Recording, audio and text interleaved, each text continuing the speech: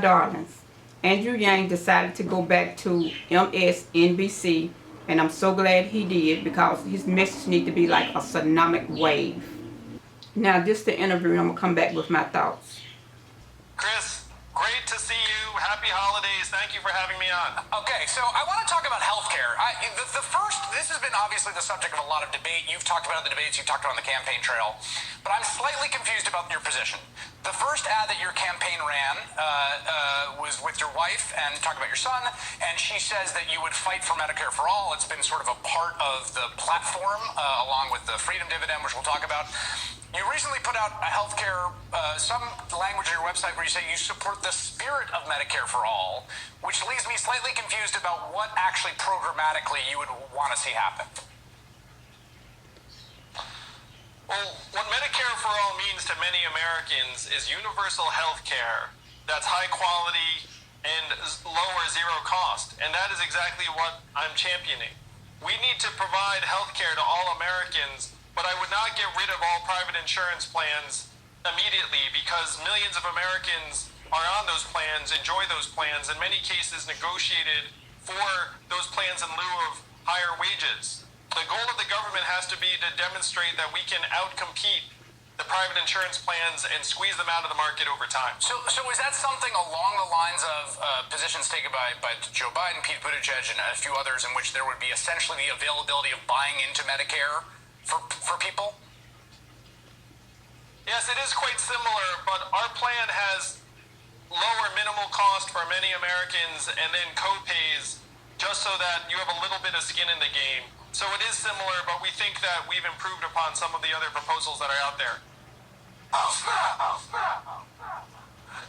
The other big issue that you've talked about, and I think has been one of the kind of engines of your campaign for a while, I think it was the thing that you were known for, is some version of a universal basic income. You call it a freedom dividend of $1,000 a month. There's a lot of people there's two questions about that. One is a sort of confusion about how that interacts with other things the government does, the earned income tax credit or other benefits, for instance, like would those go away and be replaced by that, leaving someone worse off? And second of all, the question of, for people that are in dire poverty or really have problems with low income work, that's not enough money.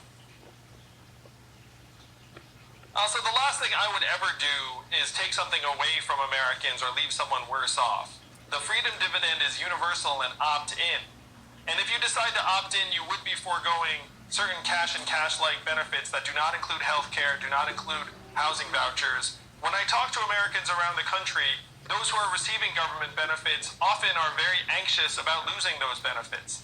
I love the earned income tax credit, but 30% of Americans who are eligible for the earned income tax credit don't actually receive it because they don't understand how to file for it. And there are massive timing of payments issues because if your car breaks down now and I tell you you're going to get a tax refund next spring, it doesn't help you get to work. So I would never do anything to leave Americans worse off. We have to build a foundation or a floor that elevates us all and starts to move us forward in the 21st century because we're going through the greatest economic transformation in our country's history right now.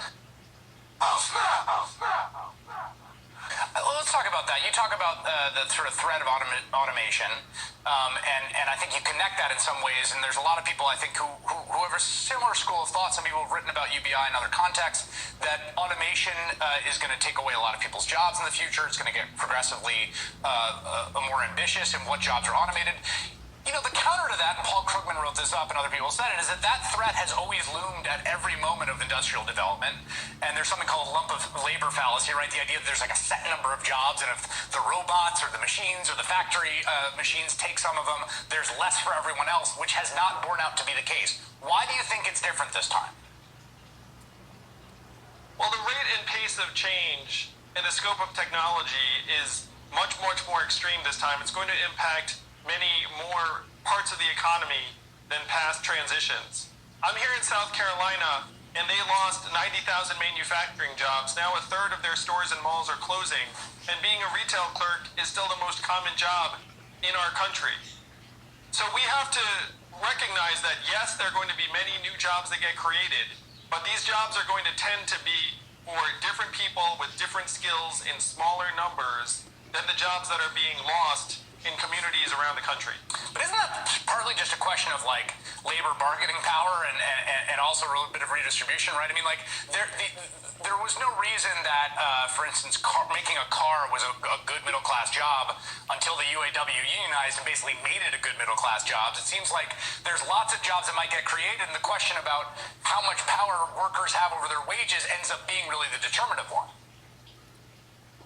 Yeah, you hit the nail on the head, where unions have been this massive force for better compensation and benefits, but union membership has declined by 50% over the last number of years. And as a result, most Americans are not benefiting from that kind of collective bargaining power.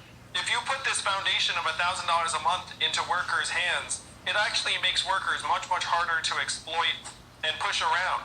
And this plan that I like how Andrew Yang just put it on the table. He said that he's not going to take your health care plans away from you immediately. I just like that, because you may not like your health care plan. You may not like it. But some people, Jack and Jill, have these jobs that they go to, and you just can't snatch their jobs from them. And they be homeless. We got enough homeless going on. So you can't just squeeze it out over time, preparing people for it. And Andrew Yang also pointed out there's going to be many jobs created, different people, different skills, all over the country. He did everything but put his hand in that guy's face. He's just letting them know, yeah, it's going to be some jobs created, but you're going to have skills for it. MSNBC want to quiet Andrew Yang, but that's not going to happen. You can't. He's not going to go away. Yang is not going to go away. He got our attention, and we're not going to go away. We're going to be very opinionated, because Yang speaks facts. And Obama pulled a lot of first-time voters out, and I believe Andrew Yang can as well, if not even more, if his message just get on out. Let's be real. Obama, he wanted UBI, but he didn't run on UBI. And Andrew Yang is running on UBI, $1,000 in the mailbox. So I think he would, before I go any further, I look at Paget, and her last name is K-A-G-Y. I don't want to mess her name up, because she do such a wonderful job when it pertains to Andrew Yang. She is the queen of all queens. She is the true diva. So if you want to donate, you can go to her channel, and you can donate by Yang yard sign, shirt, and hat, and all of that. So you can go to her channel and do all the amazing stuff. But I got to give her props, because she inspired me. Video, and I'm going to come back and respond.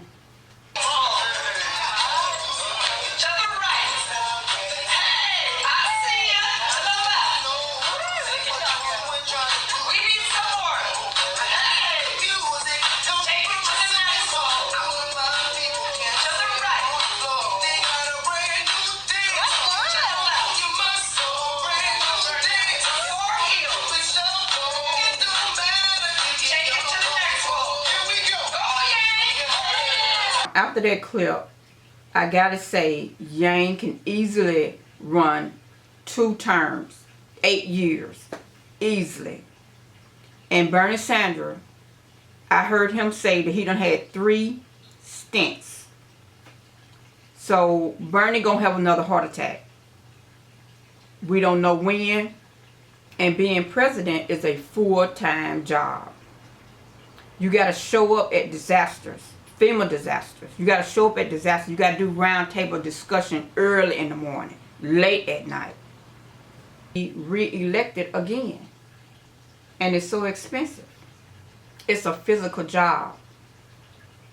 And I think I heard that Bernie Sanders would be 82 or 84. Bernie can take his amazing ideas and put it behind a strong candidate, which is Andrew Yang. Now, I like the Tesla. She had a good chance of becoming president. She didn't drop out the race, but she dropped off the debate stage.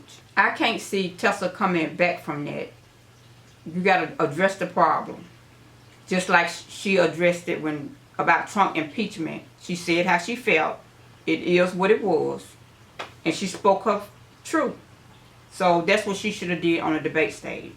Not run away from the problem. Yang don't have money like the billionaires. But he always shows up. Always have a good message. Always